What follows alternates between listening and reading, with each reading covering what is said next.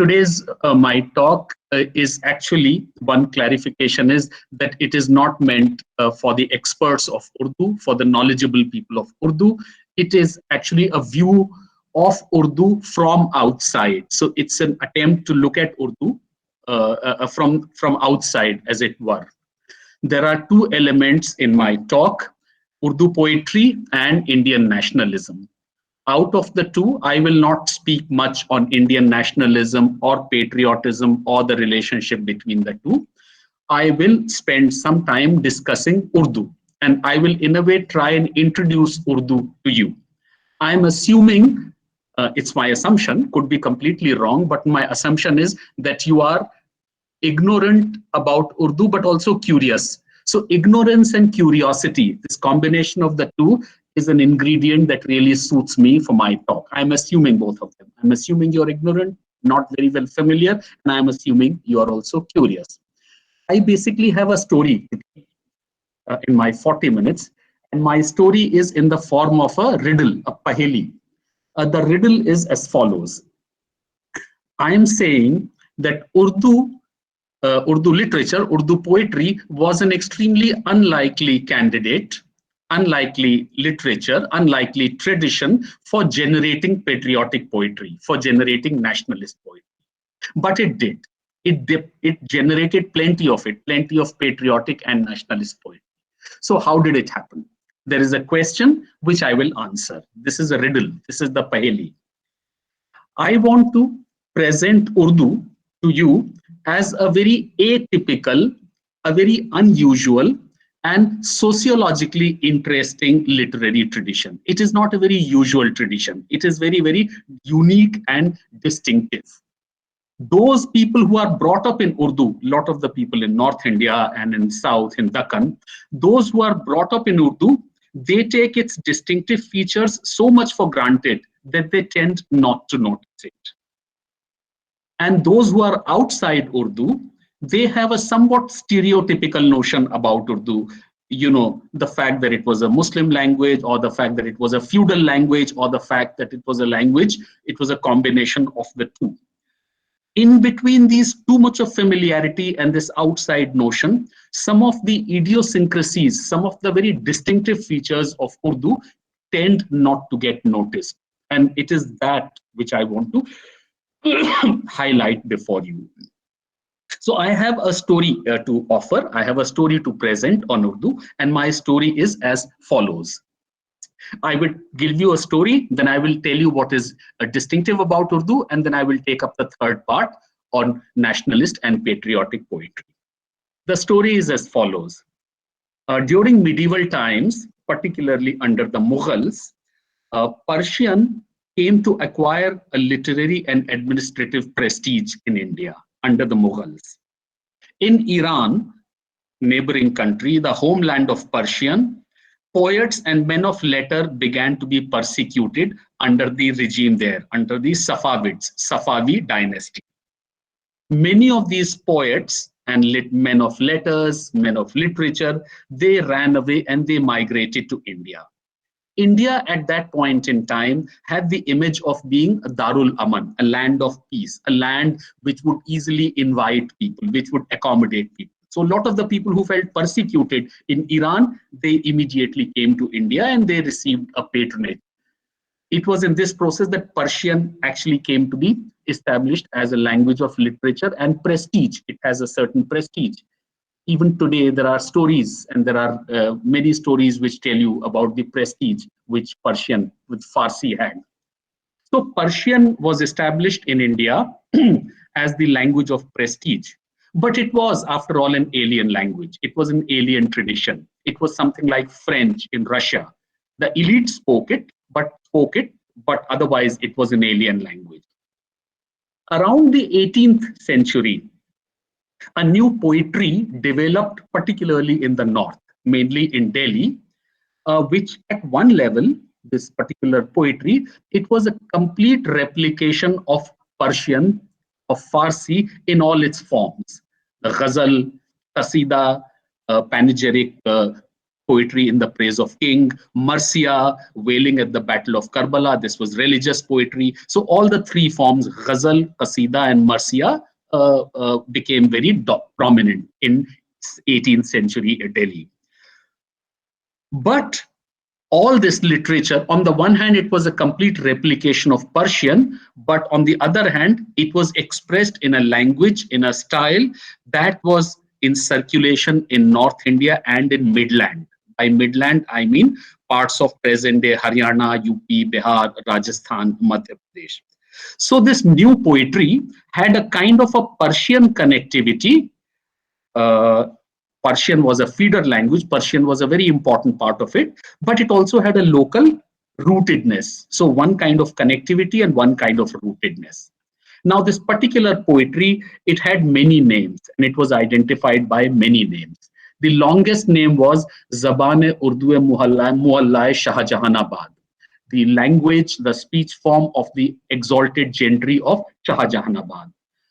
From there, it shortened to Zaban-e-Urdu, Urdu-e-Mualla, and eventually, by the end of 18th century, it settled for the shortest possible, Urdu. It was also called Hindi as a derivative from Hind. So quite often in literature, the word Hindi was used for this Urdu poetry. Urdu was a Turkish word which meant lashkar, which meant camp. So people associated this as the language of camp. Now, throughout its life, Urdu, from the 18th century till today, it kept oscillating between some form of Persianization and some form of indigenization. These were two elements, and there was a kind of a tension between the two. Sometimes it would get very Persianized, then it would travel to the other extreme as a reaction and become very indigenous. So there would be indigenization, again Persianization. So there is constant traveling to and fro between Persianization, excessive Persianization, and indigenization. But neither form is completely given up. Both of them remain important parts of this new language. Now I will call it Urdu. Now, at some point, particularly in the 18th century and 19th century was its peak, Urdu became the most, ghazal became the most dominant expression of this poetry. I will call it the mainstream Urdu now. Mainstream Urdu was almost exclusively occupied with ghazal, with this particular special form.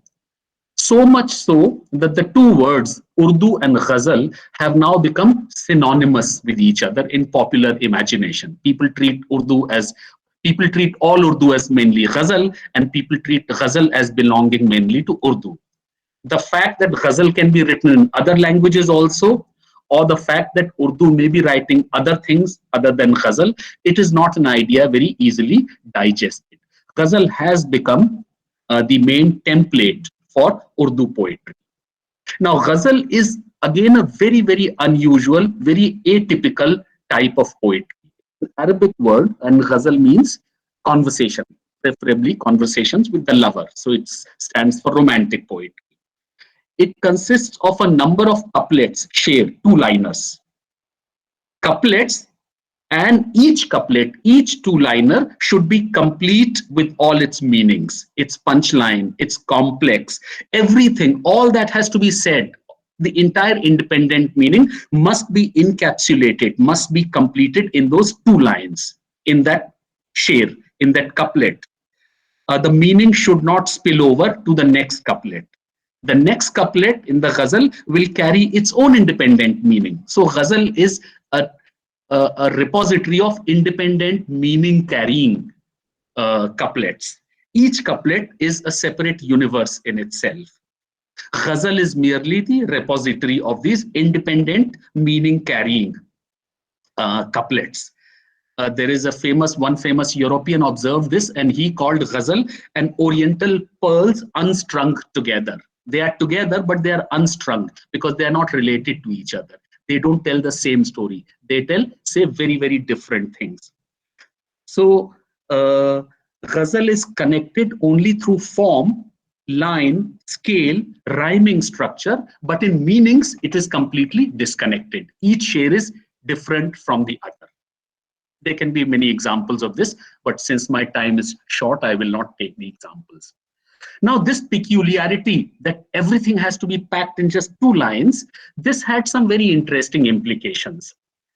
First implication was that large stories, big narratives cannot really be told. How do you tell a large story? How do you tell a big love story? How do you tell a big patriotic story about heroism, about glory? How do you tell it only in 2 lines when the story has to begin from the first line and end by the second line? The first line and the second line should be complete. So you cannot tell big stories. You cannot tell big narratives through the medium of ghazal. It is a very restricted, very finite kind of a medium. This form is completely unfit, very completely unsuitable for a certain type of narrative, for a storytelling. You cannot do it. Ghazal also had to be repetitive. It was of the very essence, it was of the very DNA of ghazal to be repetitive. Same thing would be repeated time and time again. It would be said in different ways, but broadly the same idea would be carried. The parameters had been fixed. For any new Urdu poet, the challenge was always not to say something new, but to repeat the old, but to repeat, to give it a new spin, give it a new twist, say something in a new way. Don't say nothing new, but say it in such a way that it has not been said before, which will attract attention. Turn the existing meaning upside down. Whatever someone else said, you react to it and change the architecture. It has been said that Ghalib, the famous 19th century poet of this tradition, did to Mir, famous 18th century poet of the same tradition, what Marx had done to Hegel in philosophy. That is, reconfigure the elements within the same frame, rework the architecture of the room from top to bottom, change the chairs and the beds, but basically in a very finite range. The range is finite. Within that, you rework. So good poetry is all about reworking of the older meanings, of the older arrangements. So we have this most unusual poetry tradition in Urdu, in ghazal particularly. And Urdu was very overwhelmingly about ghazal. Now this unusual tradition is internally connected in time. So the 18th century ghazal writers, 19th century ghazal writers, they write about each other and they write about things as if they all belong to the same time. It's not progressing in time. It is almost static in time, and all times are internally connected. People refer to each other across time as if they all belong to the same times. This poetry was also morally and socially completely neutral. It was not meant to inspire you. It was not meant to push you towards higher conduct, towards higher ideals. High ideals will not talked about. Good poetry was judged on an aesthetic scale, not on a social or an ideological scale. Good poetry was not something which inspired you towards doing great things. Good poetry which was high on an aesthetic scale, which was aesthetically pleasing, which it gave you joy. This tradition was self-referential. It constantly referred to itself, not to the world outside, but it referred to itself. It generated its own universe. It did not have any real characters of flesh and blood, but it rather had cardboard characters. So a large number of characters come in Urdu poetry, in mainstream Urdu poetry, but they're all cardboard characters. Rind, Saqi, Pir Mugha, Qasid, Namabar, Ashik, Mashuk, Raqib. They all keep reappearing with fixed motives and ideas. There is just no time to attribute new motives. Where will you do it? You just have 2 lines in which to do it. So they have the same motives. The readers are supposed to know it. And then something new is generated out of this old. This poetry was not, I would not call it secular, but it was very heretical. It was very damning of religion. It was in some ways secular also, but secular has a different meaning. It was very heretical.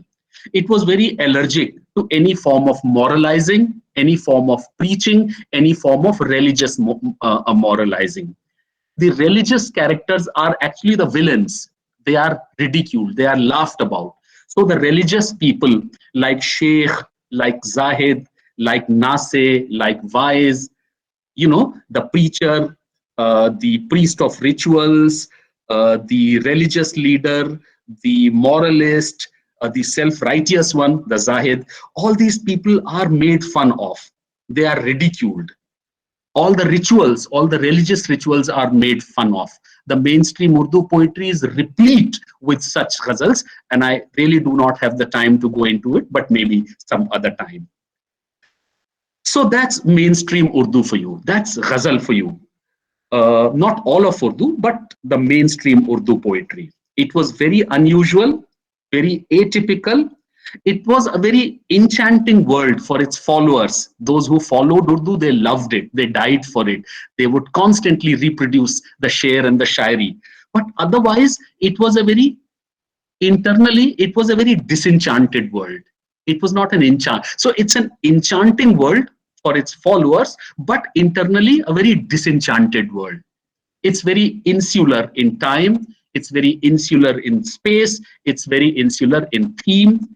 It's socially and morally neutral. It's heretical.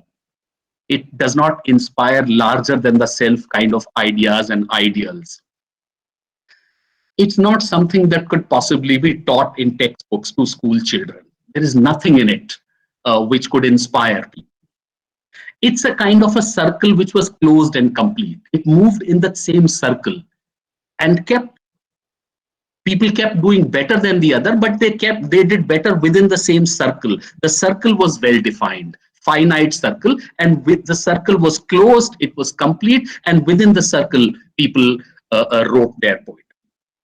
Now, the big question then is, how was it that patriotism and nationalism make their entry into such a poetry, such a tradition, such a world? How did they encroach? Or how did they make an entry into this world? How did they break the closed circle? Within that circle, any kind of patriotic and nationalist poetry was not possible.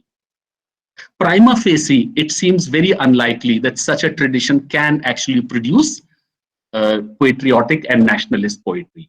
But it did. It did produce plenty of patriotic and nationalist poetry. And now I will demonstrate how it happened and what kind of poetry it produced. Now, here is my answer to the riddle, and then I will describe the nature of patriotic and nationalist poetry. Modernity, largely modernity, but beginning of print, beginning of a proto-public sphere, it altered and reconfigured the world of Urdu, as it did the world of other literary languages, Hindi or Gujarati, etc. But Urdu particularly, it did dreadful things to Urdu, dreadful from the vantage point of those who were living in this world. There was a set of secure, insular, exclusive, patronage-based world of Urdu, and that world was completely shaken apart, completely torn apart by the arrival of modernity, arrival of print, arrival of a public sphere, arrival of prose, etc. So basically Urdu had to undergo multiple transitions, primarily in the second half of the 19th century. There were many transitions which were triggered. We can also call them mutations. So this earlier tradition mutated into multiple forms. What were the transitions that Urdu had to make? Well, a small exclusive world of mushaira, the small assembly, the seminar in which poets write their poetry and they are appreciated. This had to open out into the larger world of print. Print meant that the audience became much larger. It was no longer confined to the elite. The other transition was from poetry to prose. The larger world was more interested in prose, in journalism. So Urdu had to break out into prose also. From form to content, the mainstream Urdu that I talked about, it was obsessed with form, much less obsessed with content. Content was secondary, subordinate to form. Now, content became more important. And also a very ornate, heavy Persianized style had to give way to a more direct, explicit, and a simple style. So the prose that was written in Urdu had to be direct, explicit, and simple. Ornate Persianized style will not do. Above all, the new poets who came in the second half of the 19th century, they were no longer dependent on a patronage system. So the feudal tag will not really work. These new people had to work and fend for themselves.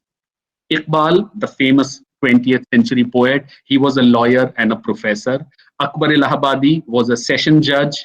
Hali Panipati, these are some of the people I'll be talking about. Altaf Hussain Hali, he worked in a bookstore. He had to earn for himself. This was very different from the earlier generation of Urdu poets, from Mir to Ghalib to Sauda. They were dependent on a patronage system. They did not work.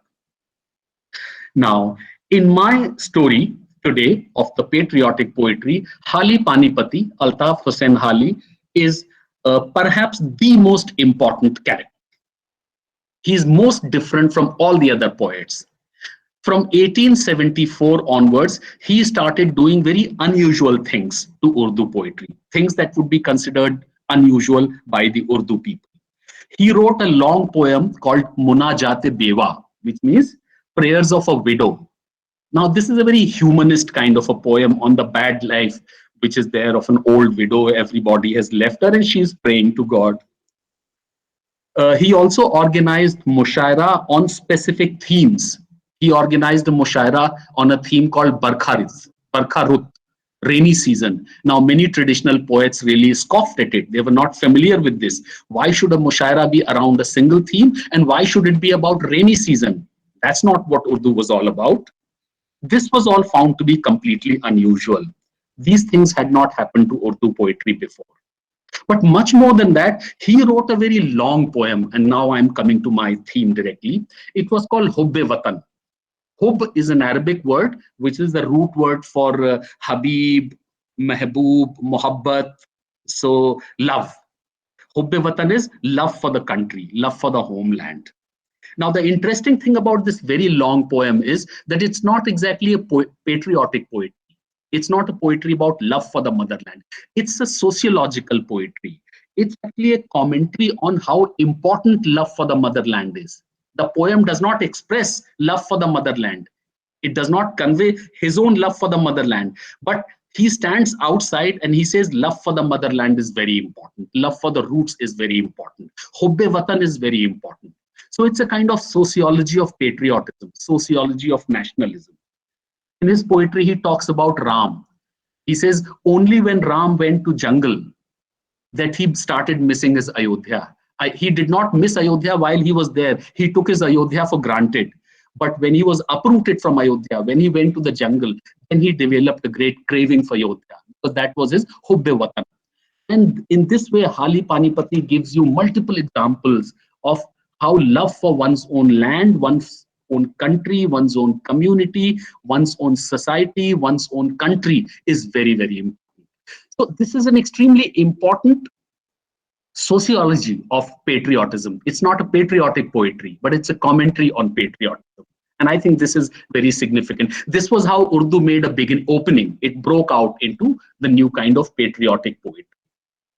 Through his efforts, I would like to believe that through his efforts, Hali opened up this closed circle of Urdu, closed and complete circle of Urdu into two directions. One was a homeland territorial patriotism, Hubbe-Watani, love for one's own Watan. Now your Watan can be India, your Watan can be your town, your Watan can be your province or whatever. But Watan, Hubbe-Watani, the Watan was not used for the country, nation, but it could be used. Later on, it came to be used for nation. But the second opening that Hali made was a kind of religious patriotism. And not just religious, but Islamic patriotism. Hubbe-Watani and Hubbe-Islam, love for Islam, love for one's own religion. He wrote a very long poem, very long book. It was obviously not ghazal. He broke away from it because he had to tell a long story.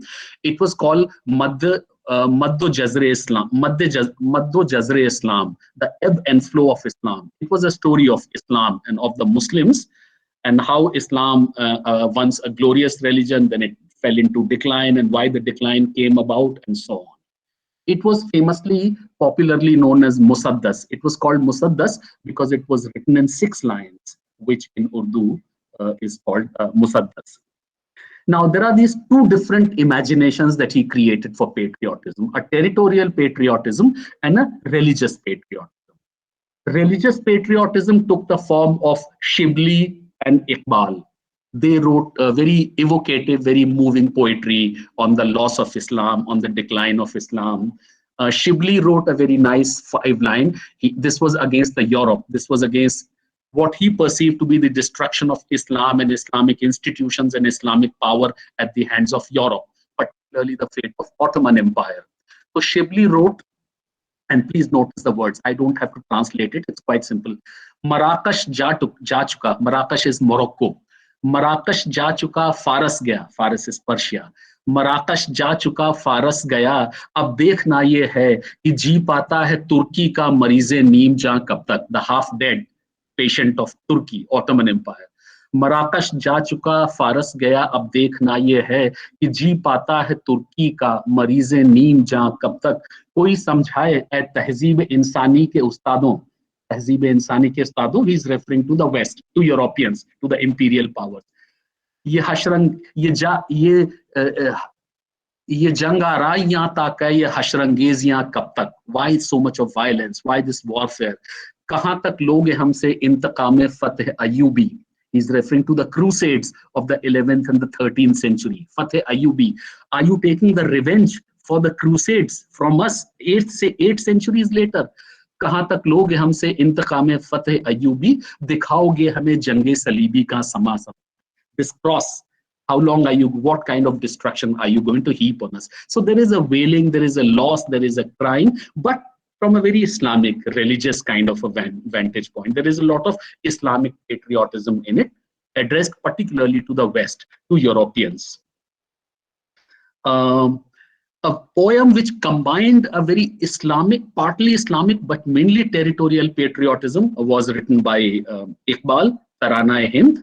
The inspiration for Tarana-e-Hind may have been provided by Hali. But there is one line which is very important in Tarana-e-Hind. By Tarana-e-Hind, I mean, Sare jahan se acha Hindustan hamara, hum bulbule hain iski ye gulistan hamara. Line which is not known very much. Ayab-e-Raude Ganga, wo din hai yaad tujhko, utara tere kinare jab karwan hamara. And my sense is that hamara here refers to the Muslims. Now, this hum refers to Muslims, this combination of an Islamic patriotism, but also a territorial patriotism. Hindi hai hum watan hai Hindustan hamara. This may seem very unusual and anachronistic today, but there was a particular imagination in the 19th century, imagination of India as a kind of an Islamic homeland, India as Al-Hind. Now, this imagination of India was dominant, but obviously in the 20th century, it ran into serious trouble in the era of democracy, when obviously nationalism had to be addressed to the majority, more and more people. So there was a kind of a tension which began to be experienced between a religious kind of patriotism and a territorial kind of patriotism. Now, one poet, who's the other important poet in my story, belonging to the same times, late 19th and the early 20th century, he escaped this tension and this dilemma, or rather he resolved this tension and this dilemma with great charm. And this poet is Akbar Allahabadi, 1846 to 1922. Akbar Allahabadi was a remarkable poet. He was a traditionalist, he was a conservative, he was called a conservative, he worked in government service. He was a very religious person. But the fact that he worked in a British government service, that did not prevent him from writing anti-British poetry. And the fact that he was a very religious Islamic person, that did not prevent him from damning and challenging the pan-Islamists. Let me give you some examples. His great commitment to Islam and to religion, and the fact that he was working for the British, his great commitment to religion and Islam did not take him to pan-Islam, as it took Shibli and Iqbal. Iqbal shifted completely to pan-Islamism, global pan-Islamism. That story you know. It took him to Indian nationalism. And I'm using the word Indian nationalism, not just patriotism, for the first time. Because Akbar Allahabadi wrote poetry which included all the elements that constituted Indian nationalism, all the concepts, all the ingredients of Indian nationalism. His poetry was very anti-British. He was very anti-imperialist. I will give you some examples of that. His poetry focused on syncretism, national unity, particularly between Hindus and Muslims, because Muslims were a large majority of 25%. So it was believed that a solid Indian nationalism can only be built on a kind of Hindu-Muslim unity.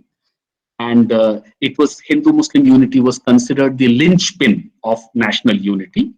Mind you, he was not secular. Again, I'm not using the word secular for him. There was nothing secular about his poetry. He was very critical of Christianity, sometimes almost anti-Christian. But Hindu-Muslim unity, that project, was dear and was very special to him. He was also anti-West, anti-Europe, against European domination. European domination was, again, opposition to European domination was a very important feature. I'm aware that I'm running out of time. I'll just finish in 10 minutes. Indian nationalism was opposed to European domination, but he was no supporter of pan-Islamism. Unlike Iqbal, he was a complete opponent of pan-Islamism. And above all, he was a great admirer of Gandhi. He was 20 years older than Gandhi, but he referred to Gandhi with great respect. He referred to Gandhi as the upholder of the East against the West. His famous line, "Bujhi jati thi shamma mashriki maghrib ki andhi se." The lamp of the East was about to be extinguished by this great storm that was generating from the West. "Bujhi jati thi shamma mashriki maghrib ki andhi se." उम्मीदें रोशनी कायम है लेकिन भाई गांधी से. So Gandhi was the hope for the East as against the West. So his commitment to Islam did not take him towards pan-Islam, it took him towards Indian nationalism. He ridiculed pan-Islamists. Sheikh ji tumko mubarak room ho rahe. Room ho rahe is Iran and Constantinople. Sheikh ji tumko mubarak room ho rahe. हम तो कहते हैं कि गांधी जी की जय. और हिंद से आपको हिजरत हो मुबारक हजरत. In 1922, many leaders fighting the Khilafat movement, they decided to do hijrat from India.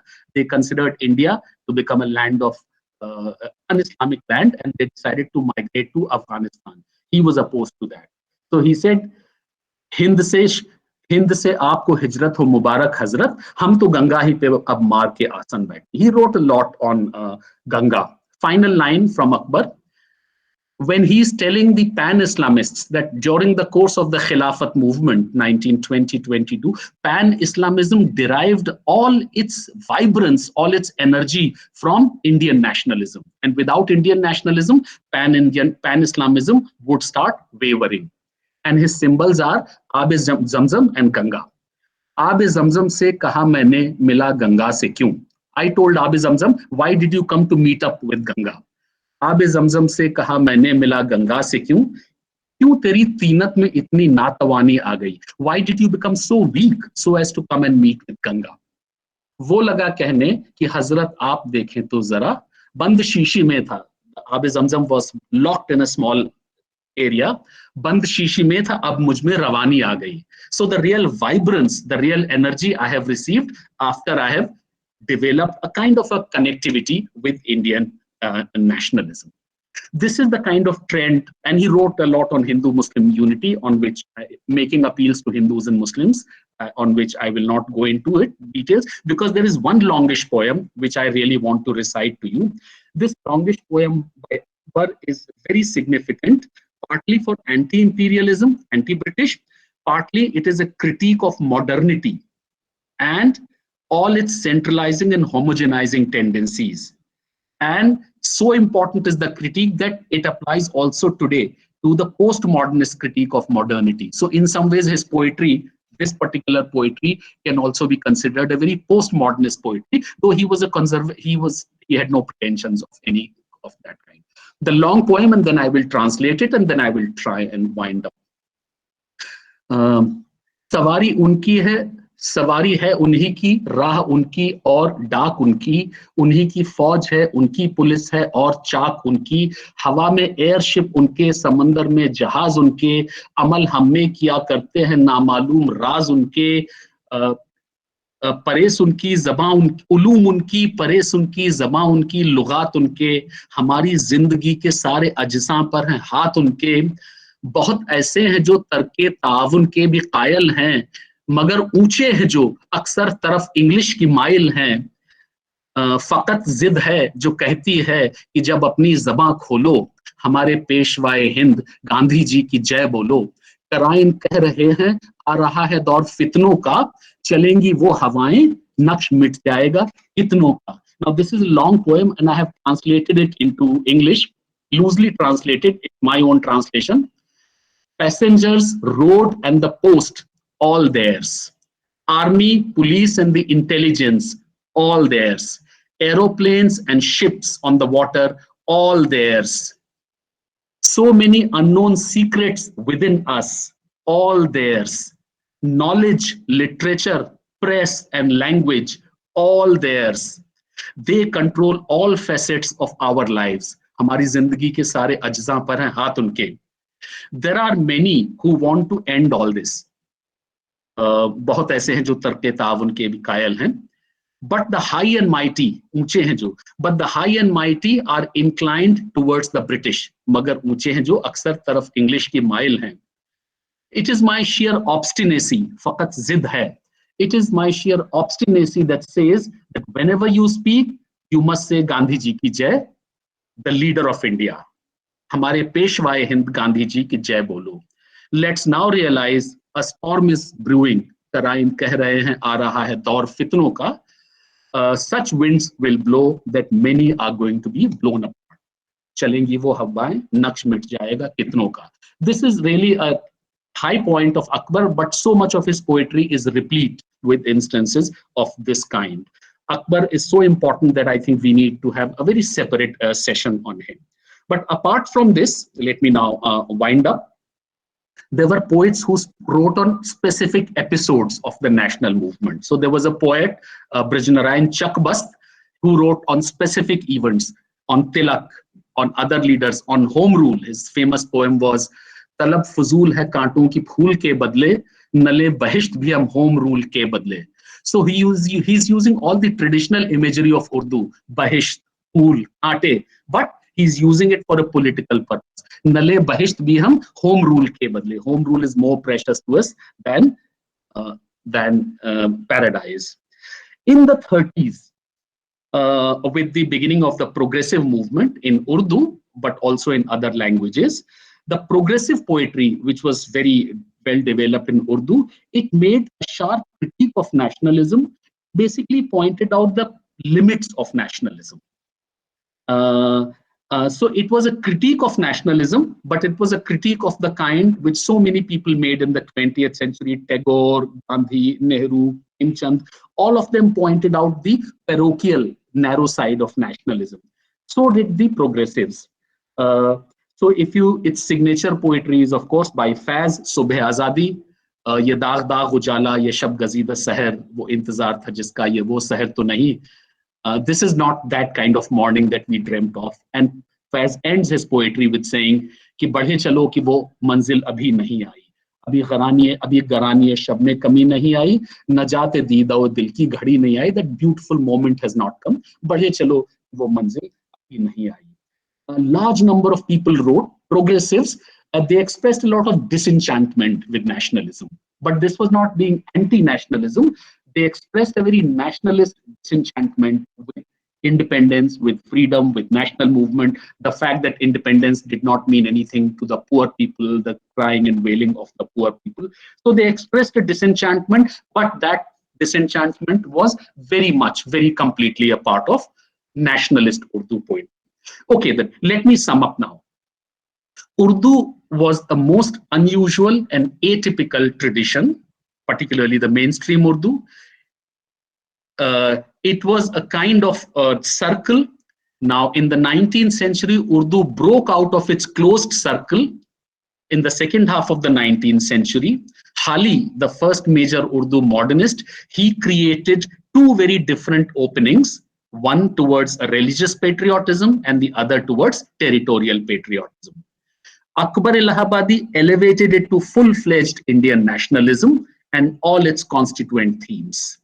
Chakbast, Brijnarayan Chakbast, focused on specific episodes of the national movement and of nationalism. And the progressives in Urdu, they highlighted the limits of nationalism. So that was also very much a part of nationalism. The old circle of Urdu, which I described at the beginning, it was by now, it had been transformed into a flowing stream. And when it became a stream, then many other themes, strands, and other strands, they joined and they enriched this stream. Now, this stream also entered popular Bombay cinema after independence and expressed itself in many forms. Many of the top Urdu poets, Sahir, Majru, Sardar Jafri, they entered Bombay cinema and made their contribution. So there was a celebration of homeland and motherland. There was a clear optimism about India's future. Ab koi gulshan na ujde, ab watan azad hai. There was expression of specific episodes, China war with 1962 or war with 1965 war with Pakistan. Many of them wrote on it. Urdu played a very important role in all this, but all that is a separate theme for another time. I must stop now. Thank you very much for all your patience and kindness.